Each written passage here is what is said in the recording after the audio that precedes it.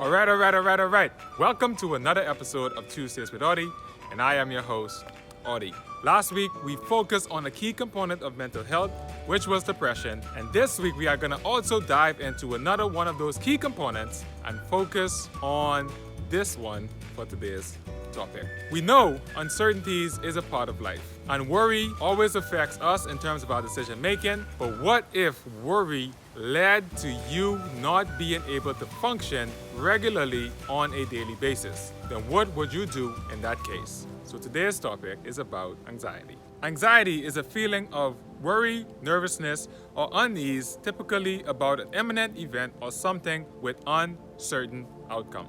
A daily dose of anxiety is normal for everybody, but when we have it affecting our sleep, our decision making, our relationships, and our jobs, then we have stepped into an anxiety disorder. With an anxiety disorder, people tend to be not able to make those feelings of worry go away, and sometimes they get worse over time. Those symptoms tend to affect with their daily activities, such as, like I said, their job performance, your school work, because we all of us had to go to school for at least 12 years. Your relationships are just a name of few. But what are some of the things that can potentially lead to someone being worried and experiencing anxiety? Some of those things are likely attributed to stress in your relationship, stress at school, stress at work, stress as it relates to your finances. Other factors include the thing that we've been going through for the most of 2020 and even this year, a pandemic. In case you've been living under a rock, that has a lot of us being worried about the future and the uncertainties of these particular events as they relate to our work, our school, our finances, and anything else in terms of us being able to, enjoy the finer things in life. We are all worried about those things, but that thing has contributed to a lot of anxiety disorders and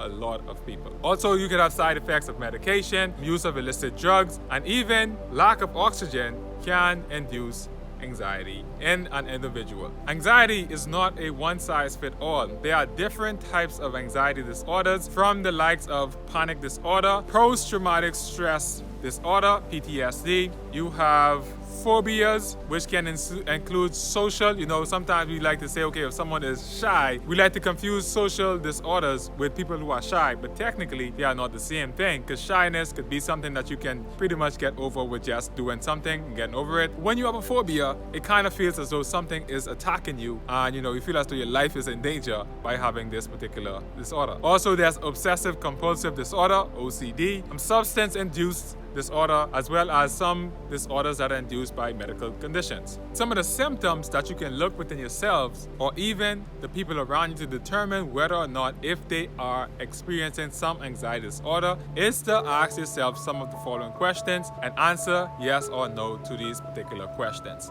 In past 6 months, on most days, have you felt 1. Nervous, restless, tense, or irritable? 2. You felt the sense of impending danger, panic, or doom? 3. Have you experienced an increased heart rate? 4. Have you experienced hyperventilation or rapid breathing? 5. Have you had your palms sweating uncontrollably, or even you experiencing bodily sweat by engaging in a normal or everyday activity? For example, speaking to a coworker or a student that you need to get help from or work with in order for you to complete a task. 6. Have you experienced some trembling in those particular situations that I mentioned earlier when it comes to sweating palms? 7. Feeling weak or tired? 8. The urge to avoid the things that trigger some form of anxiety. 9. Have you experienced trouble sleeping or even staying asleep because you are concentrating on a worry that you cannot potentially control? 10. Trouble concentrating about anything other than the worry. And 11. The difficulty of controlling your worry. So if you have answered yes to most of those questions, I would say, here are some things that you can try to apply to your daily life to help you to manage some of the anxiety that you may be experiencing. 1. Learn what triggers your anxiety. This is very difficult because a lot of times we cannot identify one thing, but you can at least relate to something in terms of experience that has triggered you feeling any of those symptoms listed. 2. Laugh, welcome humor, watch a good show that makes you laugh, listen to some stand-up comedy, or hang out with some friends that tells a lot of jokes and share a lot of fun experiences about the things that they experience themselves. 3, accept that you cannot control everything that happens in your life and even to you. 4, I know we used to hear this back in primary school or grade school when our teachers would tell us, count to 10 before you do something. Yes, that actually helps with managing anxiety. Just count to 10 slowly, and that would help you to kind of get a sense of what it is that you are doing and also gets your mind off of what it is that's worrying you. Take slow, deep breaths, inhale, exhale when you feel as though something is about to happen with your regular functionality. 6, limit your alcohol and caffeine intake. 7, I know this is gonna sound difficult, even though it's like if you experience anxiety, it's gonna be hard for you to sleep. But yes, trying to make sure that you have a fixed sleep schedule for you to get as much rest as possible. That will help in terms of managing your anxiety. 8, talk to someone or set a time to think about what has you worried so that you can identify what it is that is affecting your ability for you to function regularly. 9, exercise. Of course, 10 is going to be eat healthier food, but sometimes not all of us can afford healthier foods. But we definitely can actually, start a home workout in terms of exercising and even try to limit some of the things that tend to kind of make us not feel good when we intake our foods. And 11, create a routine that works for you.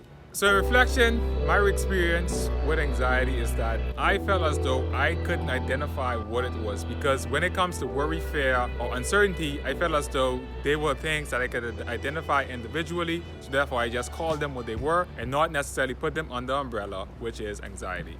And so when a person experiences all of those things at once, if they are unable to identify them, then it tends to be more of an anxious experience for them. And a lot of time, I would tell someone is that the thing that you are worrying about is not that serious because it's something that you can't control. Why don't you just control the thing that you can control? But what I failed to realize is that when you are experiencing anything in terms of worry or some distorted form of thinking, it's harder for you to realize what the simplest thing is than the person who is not experiencing that thing. So that's a little bit of domain dependence on my end, which is the fact is that you can understand something one particular instance, but then you fail to realize that it could be the same thing in this other instance. So for me, when it comes to managing some form of anxiety and worry, I would always make sure I focus on the things that I can control. Whether it was for a test, make sure I study enough in terms of the material. And also when I got to the exam, knowing that I would not know what's going to be an exam, I usually would say a prayer before the beginning of the test. And also, I would tell myself a joke or sing a little song that I kind of, made a remix to an older song. It goes something like this: what you don't know by now, you will never ever know.